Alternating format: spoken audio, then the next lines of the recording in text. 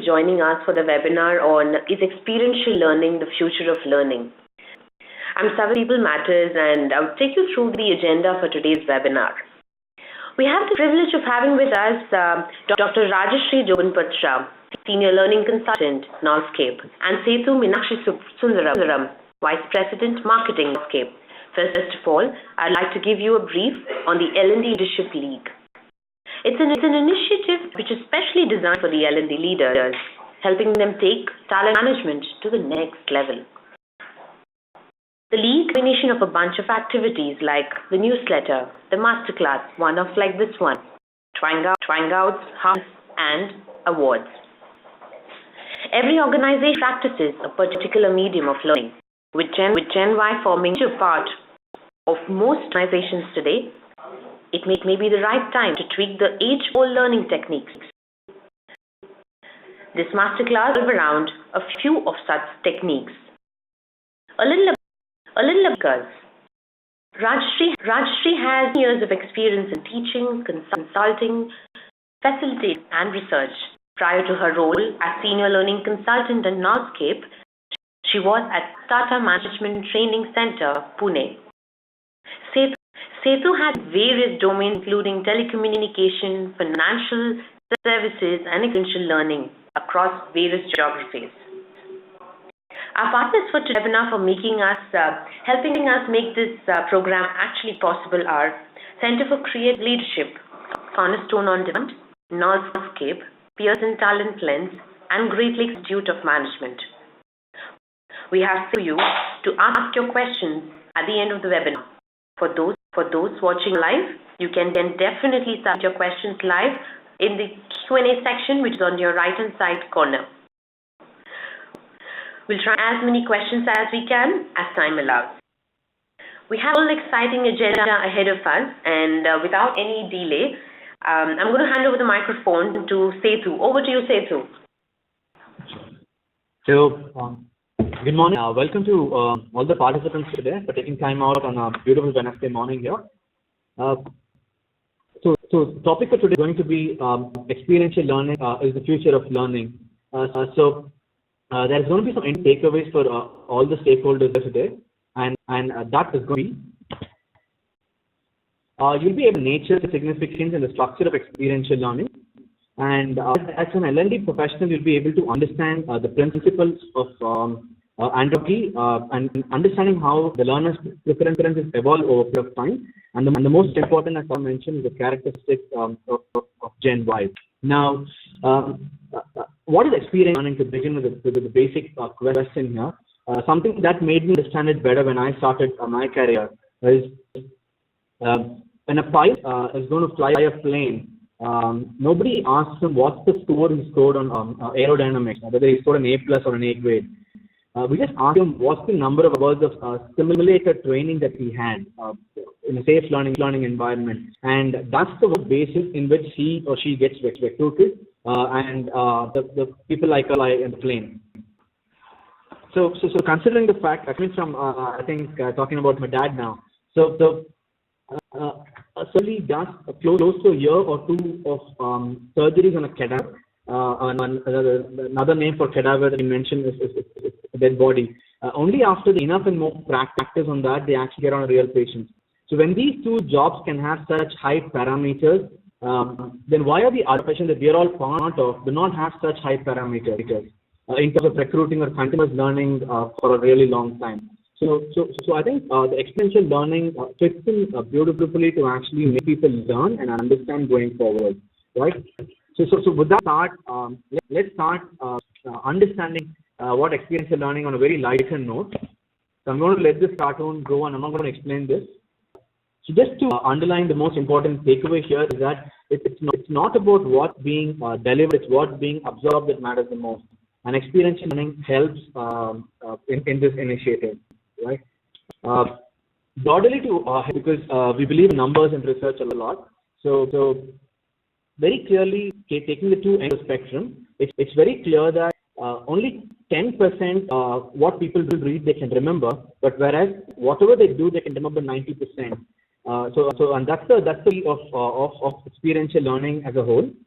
And just to confuse his words, what I hear, forget. What I see, I remember. What I do, I understand. So with that as a function, I'll now hand over the mic to Dr. Rajshri. Over to you, Dr. Rajshri. What you say will obviously be your first question. So this is a process wherein the individual directly involved in the process of learning and is the first and gets the first year. This idea was popularized by David Cole, who heavily draws from the works of John Dewey, Carl Rogers, the 20th century educational psychologist over here. The whole idea over here is that knowledge is created through the transformation of experience. Unlike what is previously held, that knowledge is handed over to people and it is given to people with a clean slate. So this is the departure we are making in terms of experiential learning, that it needs to have the process of instructing and not being handed over. Whenever we are looking at experiential learning, we are referring to Cole's learning cycle. And the theory over here is that whenever we are offering an experience in a classroom or in an informal thing like training rooms and stuff like that, many times we need to also have the experience which is also connected to helping our learners observe certain things, document certain things that happen to the experience. Moving forward to enabling them and making sure that they have investigated and grab from the experience and then motivate them to move ahead and utilize in their learning environment. So when I'm doing a experiential learning kind of creating such an environment, I need sure that my experiences are carefully chosen, they are appropriately structured, and they are sufficiently supported. Now you may wonder what are these things, but I will make sure as and when we go forward. But the crux over here is that this kind of a learning is a very authentic learning experience for the individuals because they are acting engaged, and that is why the learning and then the retention lasts almost than what we expect to other traditional modes of learning. When experiences are carefully chosen and structured, I want you to pay attention to what is known as pedagogy or adult learning. Whenever I'm taking such a learning experience from my learners, I need to keep in mind that my audience are mostly adults in this particular situation. So what are the characteristics? As the picture suggests over here, there are four characteristics over here, that they want to have a say in whatever they are learning. They want it to be immediately applicable to their here and now. You are about to purchase a mobile phone. All of you haven't got to worry about all those things now, but you are to purchase a mobile phone, an iPhone. Now, chances are that you will obviously look at price, but I think that price is not a concern for you. I'm giving you 4 options, and in your chat, please give me the options that you are going to choose while buying this mobile phone. So the first option is, in order to buy it, we'll want to check or read about its feature online. That is option 1. Option 2, you would want to try it or test it from a friend who is already using the iPhone. 3, you would go into a showroom and want to hear what are the features, what are the other things from the person. Okay, option for you is, you will decide by looking at how the phone looks in terms of design. But finally, there are those who are also kinesthetic in their approach when it comes to learning. That's when they learn best when they are doing something. So the extra characteristics that you need to keep in mind while doing learning and preparing a kind of a learning aid for your learner. So one more set of cards, again about 10 seconds is all you need, and I'll quickly share with you why I am doing this. Okay, So I'm sure it reminds you of your own situation in cases of some people, but as a presenter over here, the intention in bringing forward this particular cartoon, set of cartoons for you, is to highlight the particular point that we are dealing now with what is known as the millennials, or what is the digital natives. The set of people, the Gen Y that is coming to our organizations and are coming within our circle, especially those who are high on internet, they are high on technology, they are always on the move and want the flexibility and the freedom to work, learn everywhere. I hope everybody is able to kind of get this slide and what I'm saying here.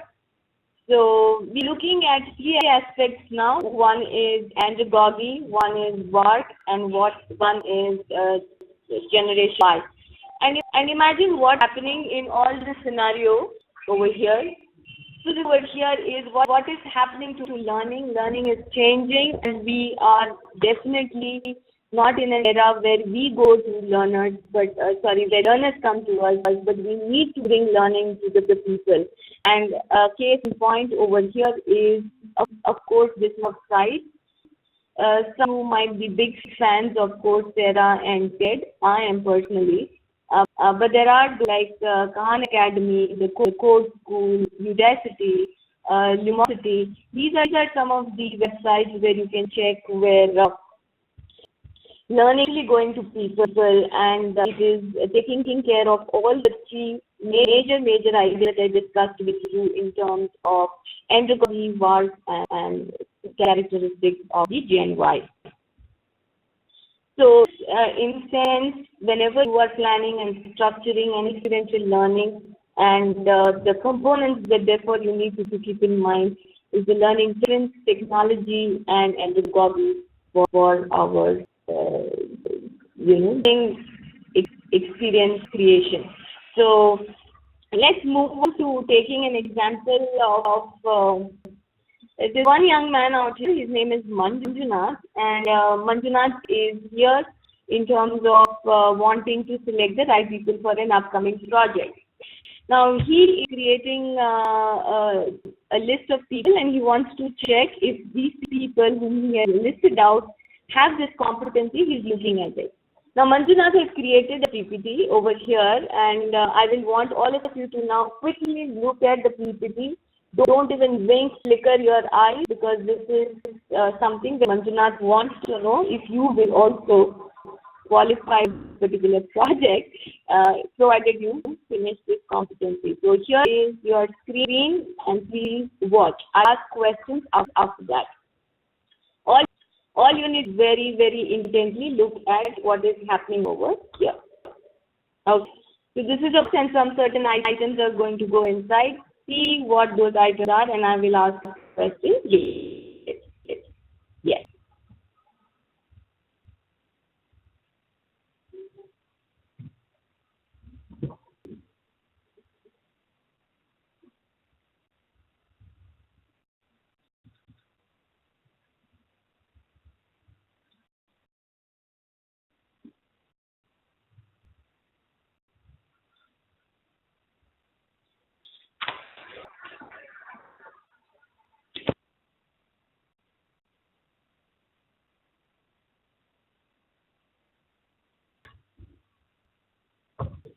Okay, well, we'll have very quickly. Can anybody tell me just in chat box? I will take up just one person and see.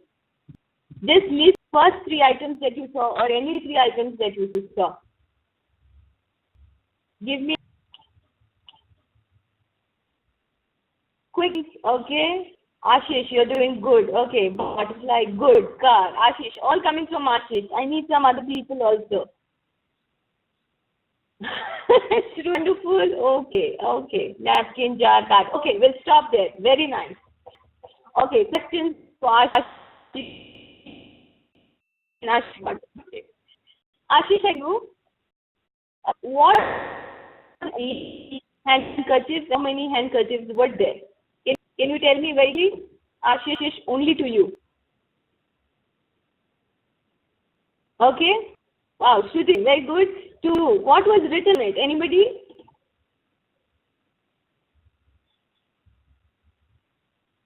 good, Akshay. M. How many M's? Nazia, how many M's were there? Wonderful. Probably Nazia is my team for this particular project that I'm looking for. A big hand from my side. But now let us... okay. So, very good, Ashish. We'll have to move forward. Sorry, guys. I know I would have loved to play. So let's see what all and total number of items. Very good question. Total number of items, if you can just give me. And what wonderful. Sudesh, full marks to you. There were total 13 items, and Sudesh, Nazia is not 14, it is 13. Shruti 15. Okay, so wonderful. I'm going to take Ashish also in my team. A big hand for Ashish also.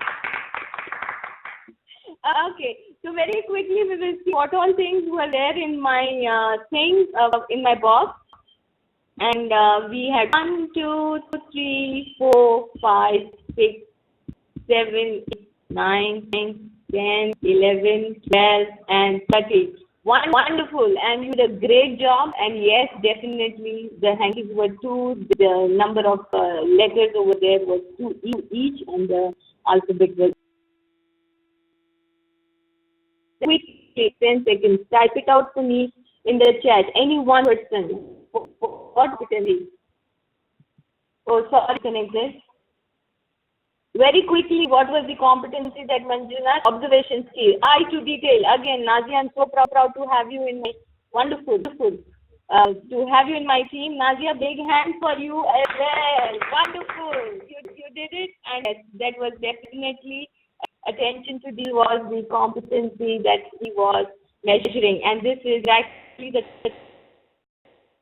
kind of behavior as a manager. If I want to this kind of an experience learning in order to even lecture process, imagine what I can do, and my done nothing exceptional technology used over here, but here a simple PPT managed and created this particular experience for all of you. So to go in summary, I want all of you to check mark it, and I want all of you that the small little activity which I did about Manjunath and we trying to get the competency assessed.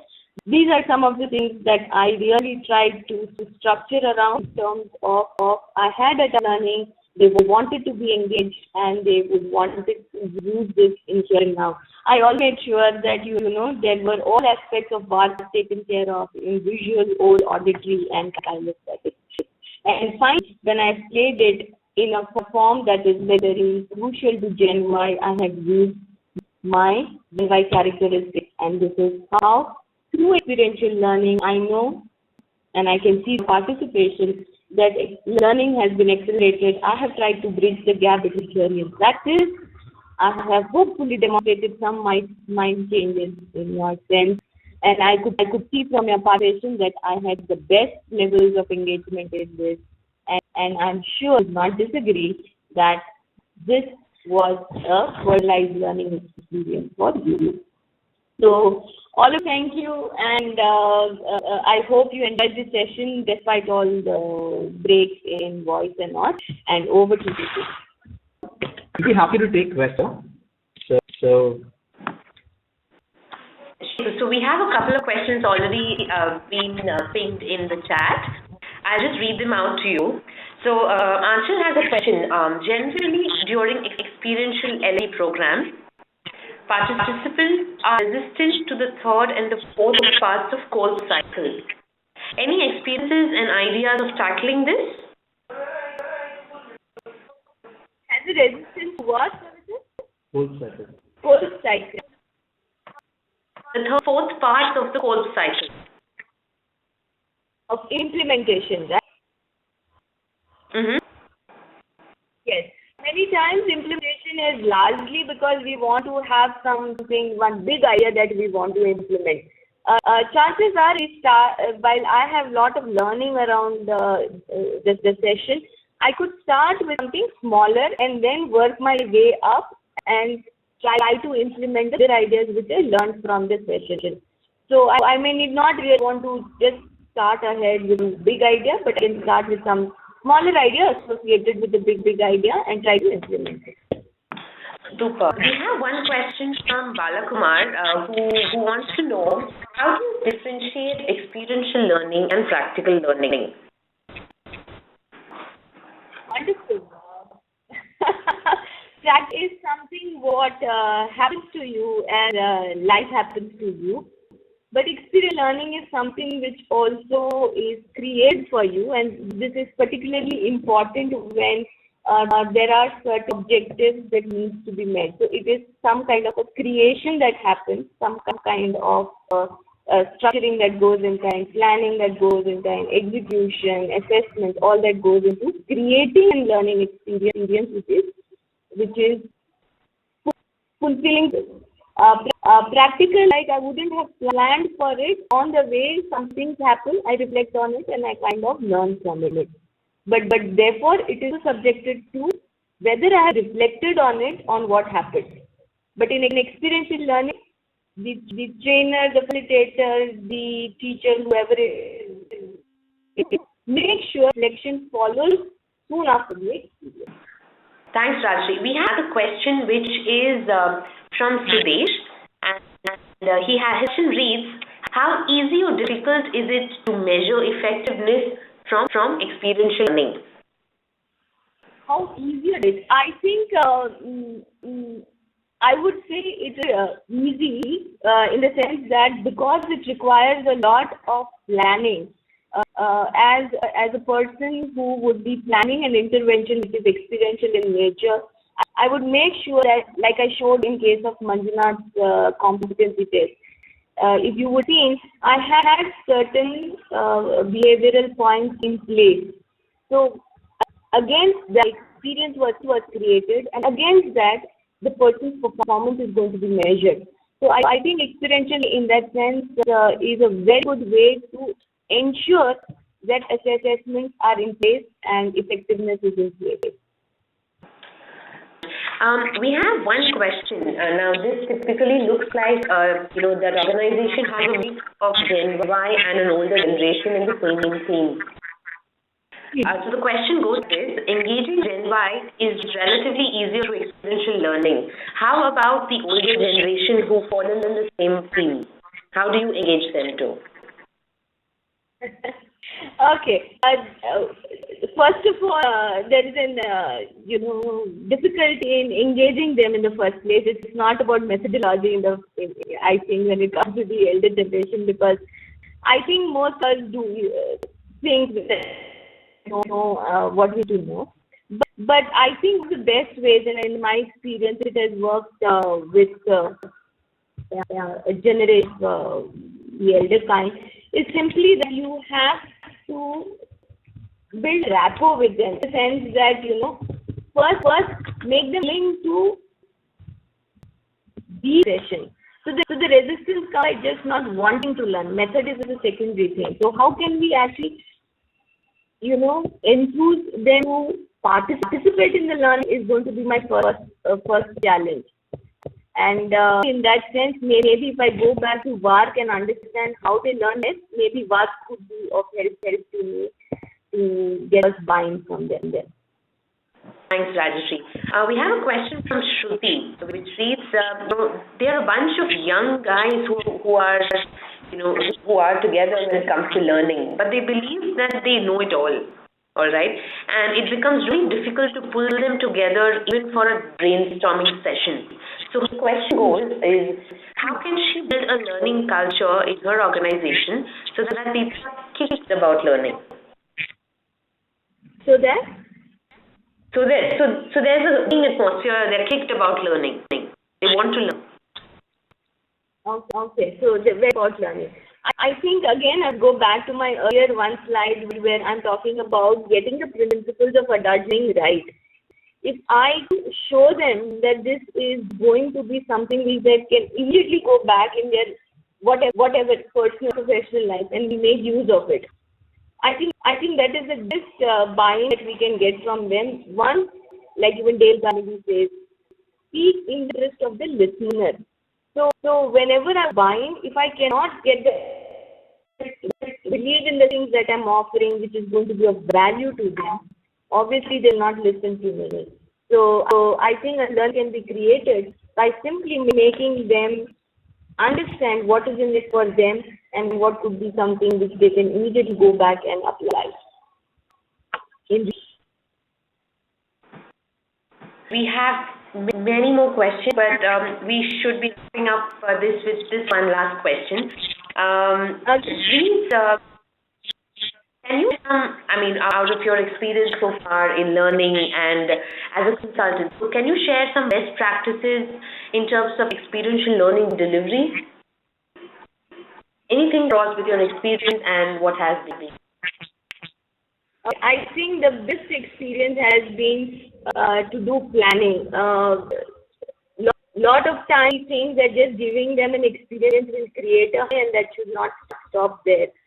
Plan has to be what I am going to do, what I need to do before taking this experience to them, what planning I need to do when I'm doing these particular experiential learning for them, and what I will do after I complete this particular experiential learning, design with them.